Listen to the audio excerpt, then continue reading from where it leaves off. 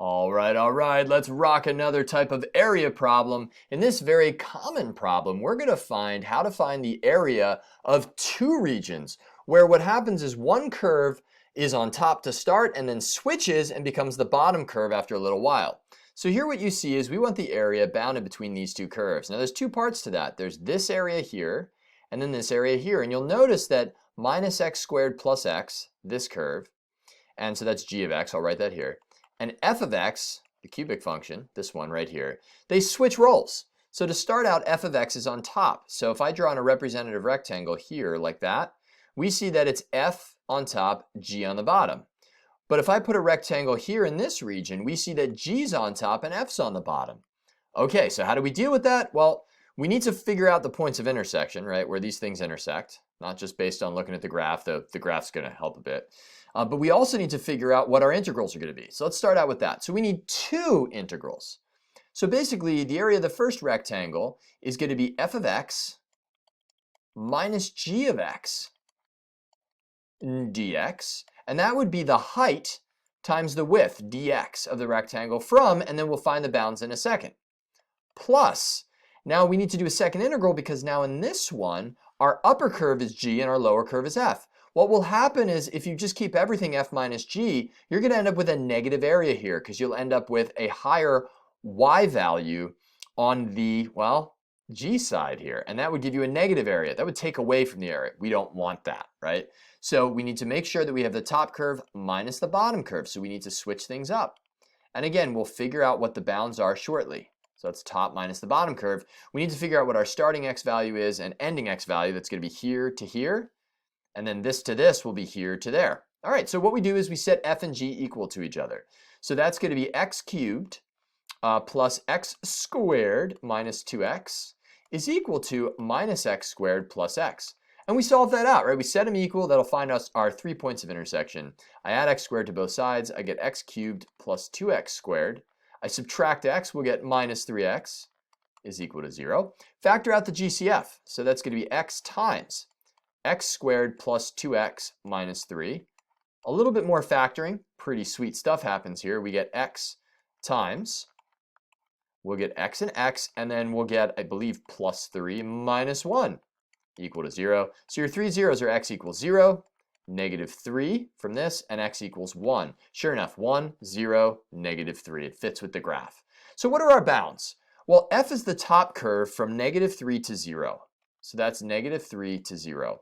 And then g starts being the top curve starting at x equals 0, and then does not end until we get to x equals 1.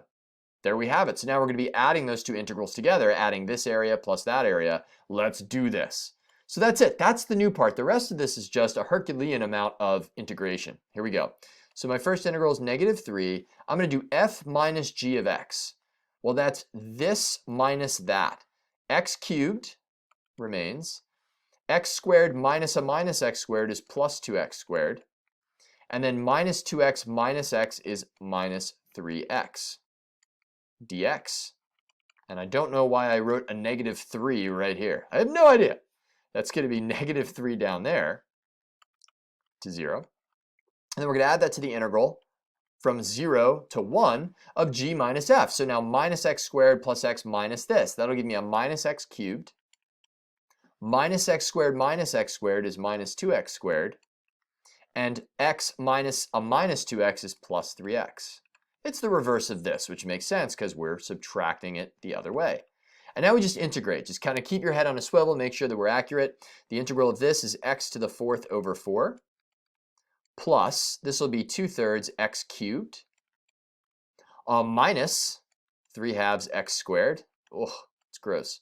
Evaluated from negative 3 to 0. Now the good news is this integral is going to be very, very similar to this one. We're going to get minus x to the 4th over 4 minus 2/3 x cubed plus 3/2 x squared, evaluated from 0 to 1. Okay, we're going to take our time. We'll go through this. We'll plug in the numbers. Remember, if you're doing this on the AB or BC exam, once you plug in your numbers in this next step, you do not need to simplify it. So meaning you could just leave it as, well, when you plug in 0 into all the x's, you get 0. When you plug in minus 3, you're going to get minus 3 to the 4th over 4 plus 2/3 times minus 3 cubed minus 3 halves times minus 3 squared. You can leave your answer like that, and then we'll plug into here minus 1/4 minus 2/3, plugging in 1, plus 3 halves. And then it'll all be all of that minus 0. You can leave your answer like that. It's completely acceptable. Now going from here, simplifying it down, we just got to be careful. We've got minus, I'm going to leave it all in terms of fractions because we're going to be combining fractions in a little bit. Do a little mental math here. Negative 3 to the 4th is 81/4. So that'll be negative 81/4. This is going to be negative 27 times 2/3 is negative 18. That with a minus is positive 18. So I'm going to leave that in terms of thirds. So that would be positive 54/3.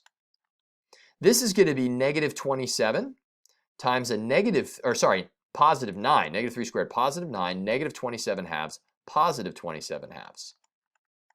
And now we're going to combine it with all of these numbers from here. Minus 1/4, minus 2/3, plus 3 halves. This is why I want you to practice just getting to this point, because we get all the way down to here and we think, man, these problems are tough. They're not. You've got this stuff. It's not that bad. You've got to understand that the rest of this is old school. It's just getting to here that I want you to practice. So now from here, we combine like terms. Negative 81 minus 1 is negative 82/4. So negative 82/4. 54/3 minus 2/3 is plus 52/3. Ugh. And then 27 halves and 3 halves, that's 30 halves. That's at least, I guess, a little bit nice. That's plus 30 halves. And then if you really wanted to, you could combine all of this stuff. And to be honest, I don't want to. I'm just going to leave it like this. That's enough. You're going to be like, Mr. Groden, really? Really? I want you to know the bottom line is this is the important part, right? You should know how to integrate from here. And if it's the integration that's giving you trouble, go back to my lessons in chapter 4 and you'll be in good shape.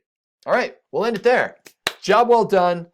Always make sure top minus bottom. Always make sure to set the functions equal to find the intersection points.